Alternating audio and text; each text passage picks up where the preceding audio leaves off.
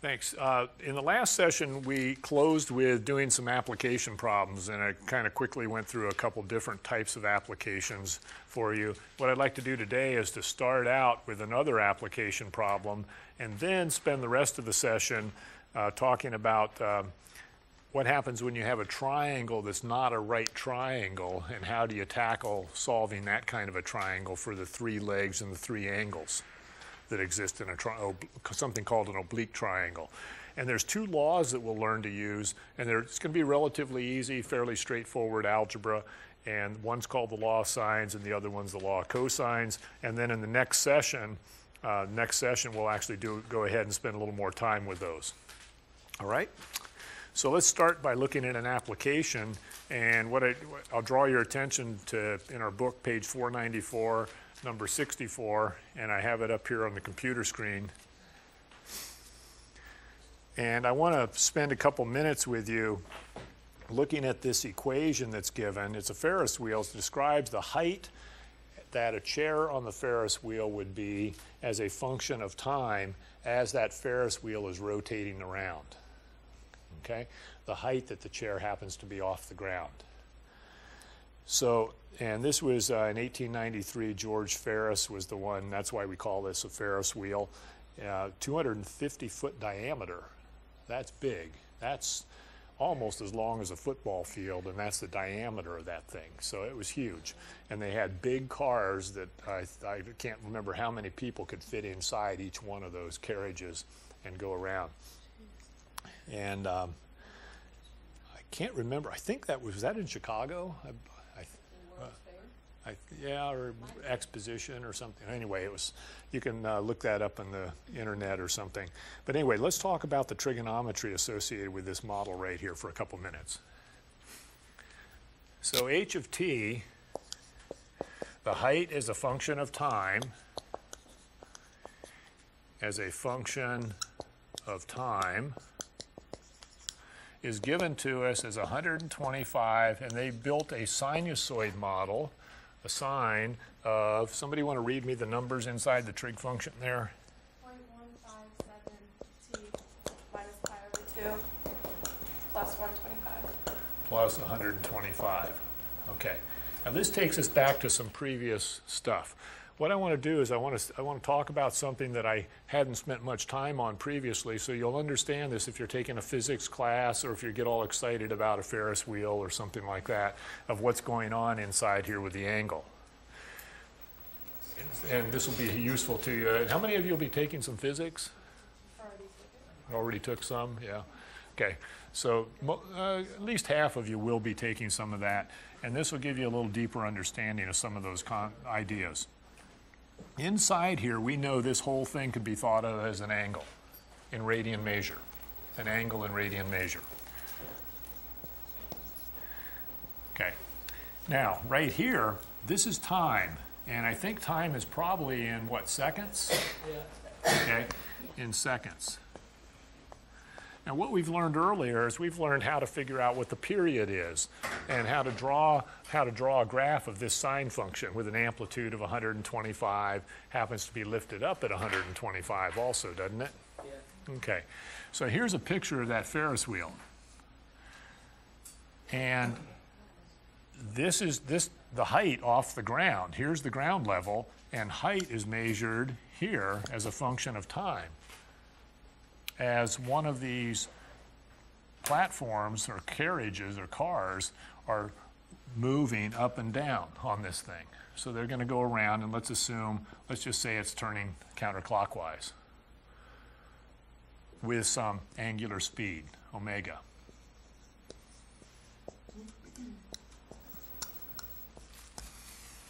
Okay? And we've all probably ridden on a Ferris wheel before. Now, it should make sense to you that at a certain point in time, the car is going to be down here at the bottom. Another point in time, it's going to be off to the right, off to the left, and up here at the top as this thing rotates. And if you look at the math here, you know that sine can never exceed a value of 1 or negative 1, right? So that means that this front end part right here, this that I'm circling with my hand, can be no bigger than 125 in value, right? 1 times 125, and no smaller than a minus 1 value times 125. And then on the tail end, you see plus 125. So that means this maximum height could be possibly 125 plus 125, so this thing could be as high as 250 feet off the ground, which is going to be kind of exciting if you were on that Ferris wheel. Okay. Now, when that thing comes back down, you want to be able to get off the Ferris wheel, so it makes sense that you'd want to be back down here at the ground level. And so you can look right here and imagine this is a negative 1 for your sine reading. Taking 125 away from 125 puts you down here at the bottom. Okay, so that's the physics of the situation. Time here is in seconds. The angle here is in what kind of measure? Radian. Radian measure. Radian measure. So look at this first part right here for a second. 0.157 times t has to be equal to radians, doesn't it? Radian measure. You know that this time right here is in seconds. So what must be the units of this 0.157? Multiplying times seconds, this has to be a fraction, doesn't it? Where the time disappears. It has to be radians per second. Radians per second. 0.157, a little more than 1/10 of a radian per second. Make sense? So that when these units cancel, this first term here that you see up here is radian measure. And then you subtract pi over 2 from it, and you get an angle. Then you take the sine of that angle, multiply it times 125, and add the other 125, and it tells you the location as a function of time, on that thing. Where is this thing at time 0? Where is the Ferris wheel at time 0? On the ground. Okay, let's see if you got that right. You're going to put t equals 0 in right here, right? Disappears the first term. The sine of negative pi over 2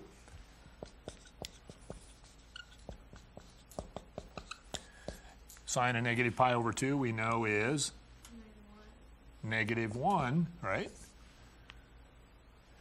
And then you're adding to that 125 on the tail end, and so this becomes negative 125 plus 125. You do indeed land on the ground at time 0. Okay? Now, we're not talking about this thing speeding up, accelerating, which it has to do to get going, and then it gets up to speed, and then it's moving along, cycling up and down, rising and falling over time. We're not talking about it accelerating. When you get into calculus or take physics, you'll understand how to do that problem here. Okay. So back to this. What do we call this? What symbol do we usually use for this thing right here? Omega. Remember that? We have a sine omega t minus phi plus k. There's your model. And those numbers dropped in here. And that's called our angular speed. Our angular speed, so many radians per second on the 0.157. Okay. Now, let's figure out the period. The period. You know that the sinusoid, a sinusoid model, has a period normally of 2 pi. If you divide that by your omega reading, right, divide by your omega, you're going to get the period of this harmonic or of this oscillating model.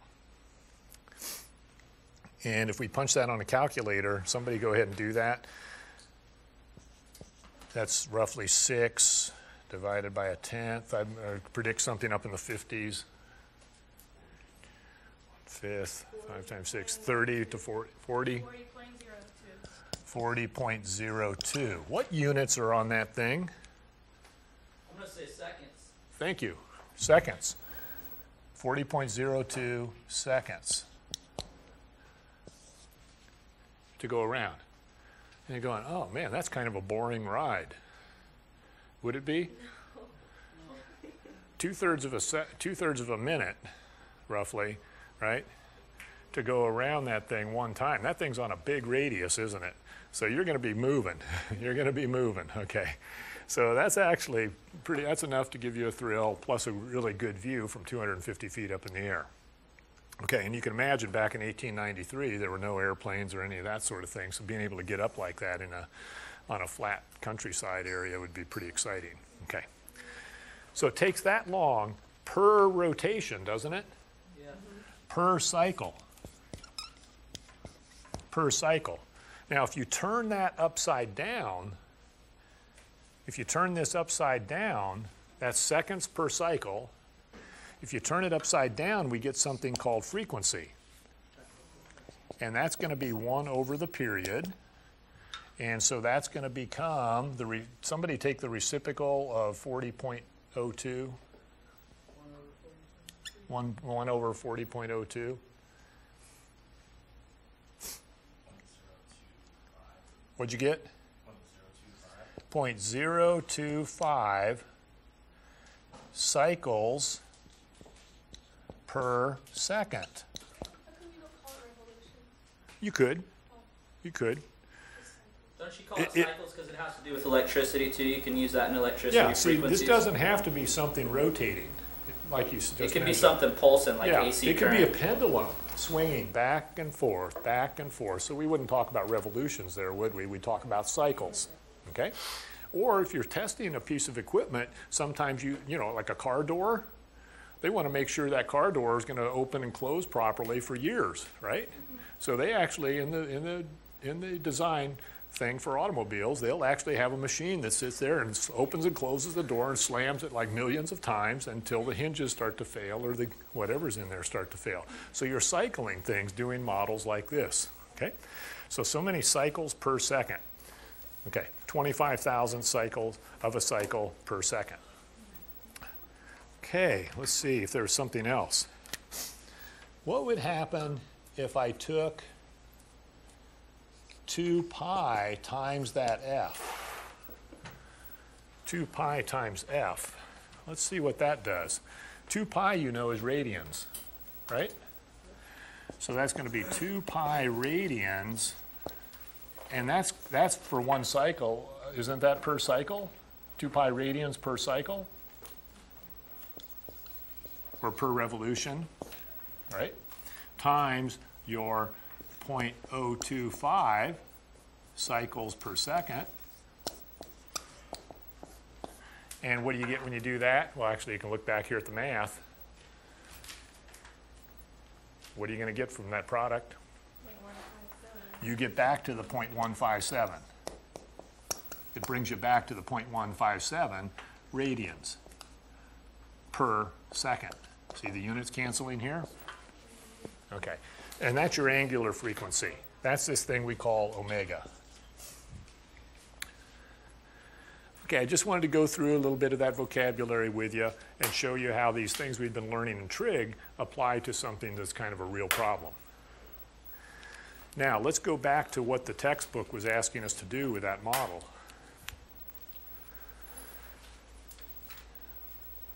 This model represents the height in feet of a seat on the Ferris wheel as a function of time, where time is in seconds. The ride begins at time 0, as we noticed. During the first 40 seconds of the ride, at what time is an individual on the Ferris wheel exactly 125 feet above the ground? 10 seconds. If it takes 40 seconds to get all the way around the thing, then it takes 20 seconds to get to the top 250 feet, then half of that's 10 seconds, 125 feet. Seems reasonable, doesn't it? Yeah. So we could figure out during the first 40 seconds of the ride at what time would an individual then be exactly 125? And you'd estimate, based on the calculations we did a few minutes ago, roughly, like you said, Raphael, a quarter of that time. Roughly 10 seconds, did you say? Yeah. Right. Okay. During the first 80 seconds of the ride, at what time is an individual exactly 250 feet above the ground? During the first 80 seconds now. So there's going to be on the upsweep as the car or the seat ascends, and then over on the downside as it starts to come back down, that's the spooky part, usually, because you're kind of like going off into space there. It sweeps down, right? And then it's still 125 feet, and then it comes back down to the bottom. And then finally, they ask another question there about during the first 40 seconds, over what interval of time is the individual more than 125 feet above the ground? What interval of time passing? Okay. So with those things in mind on the model, it might be useful to now grab our calculator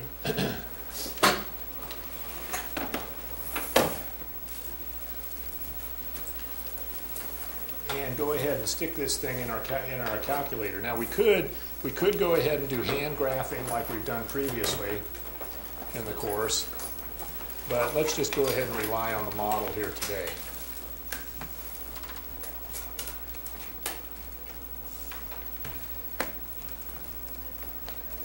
So all you have to do on taking notes is just write down the equation. You see me keying into y1 here, and I think I have it right. And then we need to intelligently build a viewing window. So you got the equation in y1, and we're going to set up a viewing window where x represents time. And so based on the work we just looked at, the period's roughly 40 seconds. So why don't we say take this thing, say, through 2 cycles, roughly, say, 85 seconds or so. 0 to 85 seconds, and let's put tick marks, say, every 10 seconds. And then vertically, we represent the height. We know it can go as high as 250. And so I'm going to probably set something like a negative 50 to say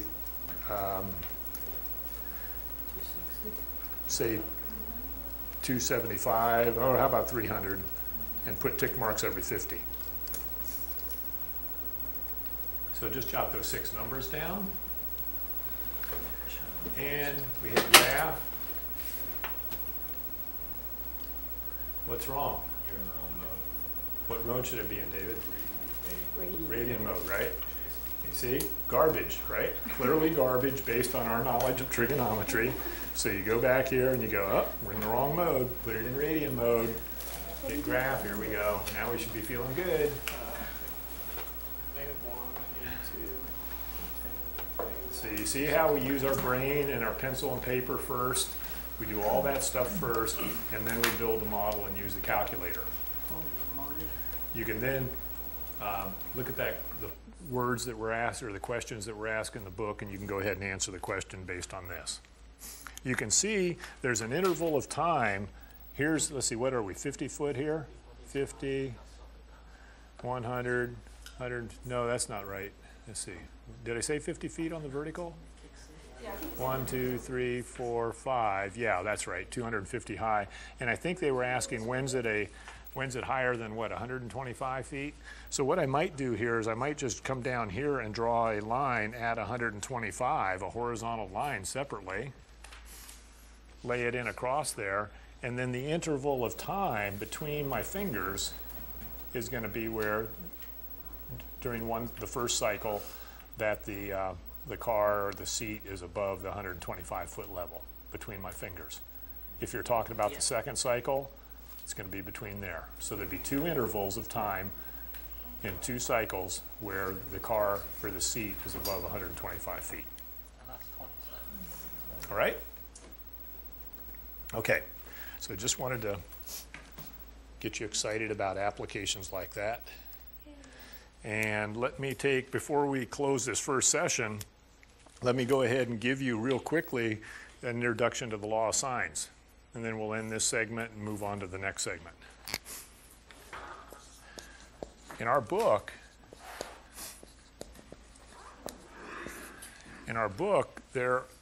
this is in chapter 8.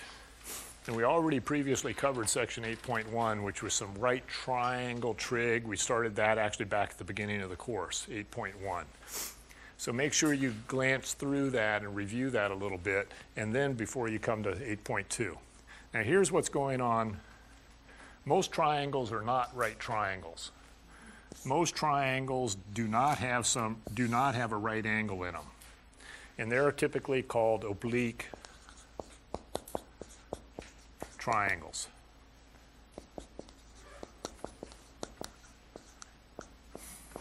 Most textbooks label the sides of a triangle with letters A, B, C, small case.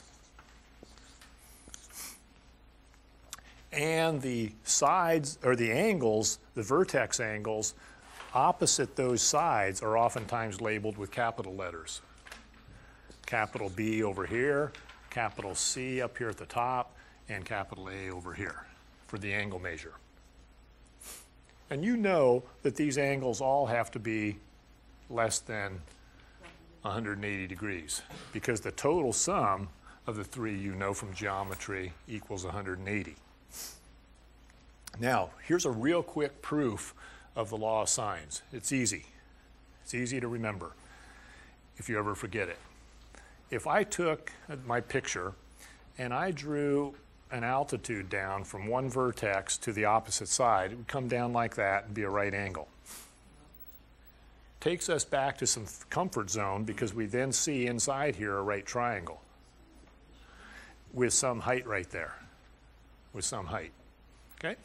Now look at angle B for a second, and based on our fundamentals in trig, the sine of angle B is the opposite side in this right triangle divided by that hypotenuse. So we have that the sine of angle B is equal to h divided by little a. Right? Come over to this other right triangle on the right side and look at angle A. If you look out from angle A, you see its opposite side is also h. And its hypotenuse happens to be on this right triangle on the right, small b. And that's equal to sine of angle A. What those relationships, what each of those equations have in common is h. So if on this left one, if I wrote this as h equals, by multiplying both sides by little a, I have a sine of b. Over on the right, I solve that for h by multiplying both sides by length b, and I have little b times the sine of angle a, but those heights are the same. Those heights are the same. So what we have is a sine b is equal to little b sine a. Usually, if I divided both sides now by little ab,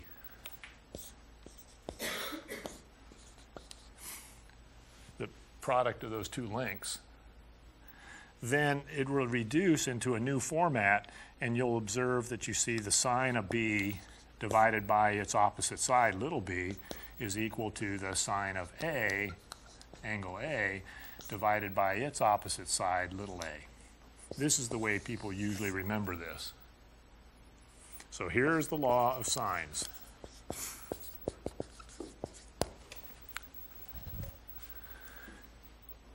What this tells you that you can easily remember is that if you ever have a triangle, it doesn't have to, it could be an oblique triangle, or it could be a right triangle even, that the ratio of a vertex angle sine to its opposite side remains constant.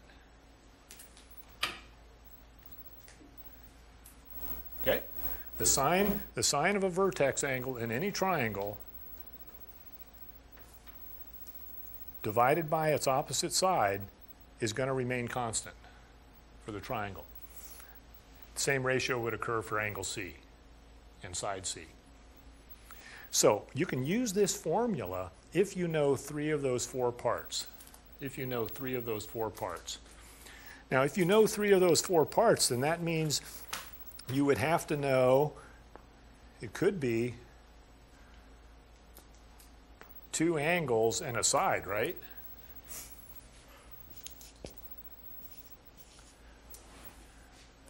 Or one angle and two sides, right? So the other one I said was what? Two sides, and what did I say? Two angles and a side. Now I deliberately wrote this way. You won't see this in a textbook for obvious reasons. Okay? But there's a reason I wrote it this way, so you'll remember it. Because this one is troubling. It might kick you in the butt. Okay? Because there are two possibilities sometimes on that ambiguous case. This is called the ambiguous case. Okay. So that's the introduction to the law of sines. Now we're going to stop this segment. We'll move on to the next segment. I'll talk about the law of cosines, and then we'll start to see how we can actually solve some problems with this. Okay?